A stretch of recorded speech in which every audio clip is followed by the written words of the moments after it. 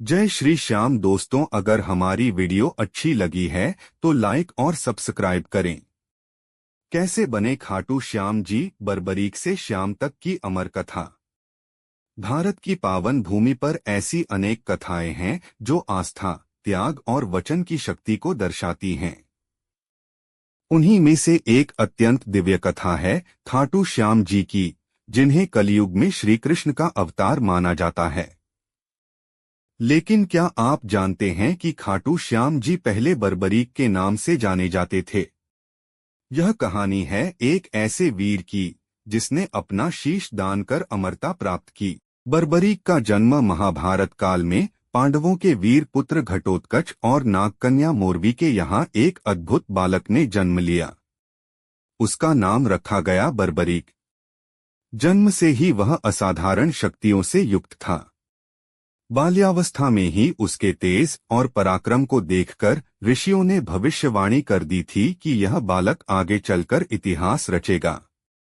बर्बरीक का लालन पालन उसकी माता मोरवी ने किया।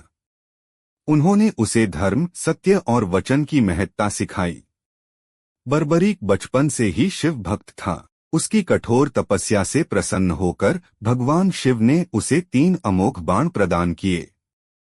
पहला बाण शत्रुओं को चिन्हित करता, दूसरा बाण उनका नाश करता, तीसरा बाण पहले 2 बाणों को वापस ले आता। इन 3 बाणों के कारण बर्बरीक को 3 बाणधारी कहा जाने लगा।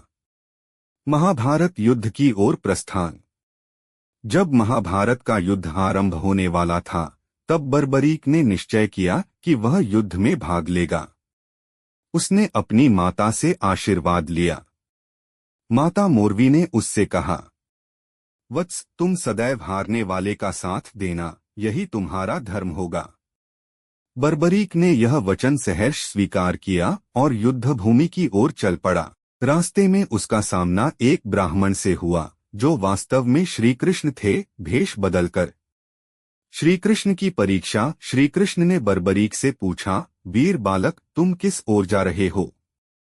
बर्बरीक ने विनम्रता से उत्तर दिया, मैं महाभारत के युद्ध में भाग लेने जा रहा हूँ। श्री कृष्ण ने उसके शस्त्रों और बाणों की शक्ति के बारे में पूछा। बर्बरीक ने अपने 3 बाणों की महिमा बताई। श्री कृष्ण मुस्कुराए और बोले, क्या तुम सच में केवल 3 बाणों से पूरे युद्ध का परिणाम बदल सकते हो? बर्बरीक ने तुरंत एक पत्ते को लक्ष्य बनाकर अपनी शक्ति सिद्ध कर दी। श्री कृष्ण समझ गए कि यदि बर्बरीक युद्ध में उतरा तो युद्ध का संतुलन बिगड़ जाएगा। वचन का संकट। श्री कृष्ण ने पूछा, यदि तुम हारने वाले का साथ दोगे तो युद्ध में क्या होगा? बर्बरीक बोला, जब कौरव हारेंगे मैं उनका साथ दूंगा, फिर जब पांडव हारेंगे मैं उनका साथ दूंगा। यह सुनकर श्री कृष्ण ने कहा, तब तो तुम दोनों पक्षों को ही नष्ट कर दोगे। यह धर्म के विरुद्ध होगा। बर्बरीक मौन हो गया। वह समझ गया कि उसकी शक्ति से अधर्म भी हो सकता है। शीश दान की मांग।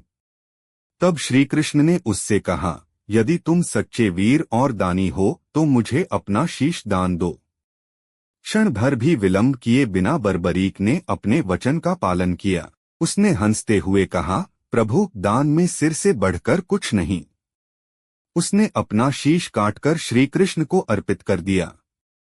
यह देखकर देवता भी स्तब्ध रह गए। वरदान और अमरता। श्री कृष्ण बर्बरीक के त्याग से अत्यंत प्रसन्न हुए। उन्होंने कहा, तुम्हारा यह शीश युद्ध को देखेगा। तुम्हें संपूर्ण महाभारत युद्ध का साक्षी बनने का वरदान देता हूँ। बर्बरीक का शीश एक ऊंचे स्थान पर स्थापित किया गया, जहां से उसने पूरा युद्ध देखा। जय श्री श्याम।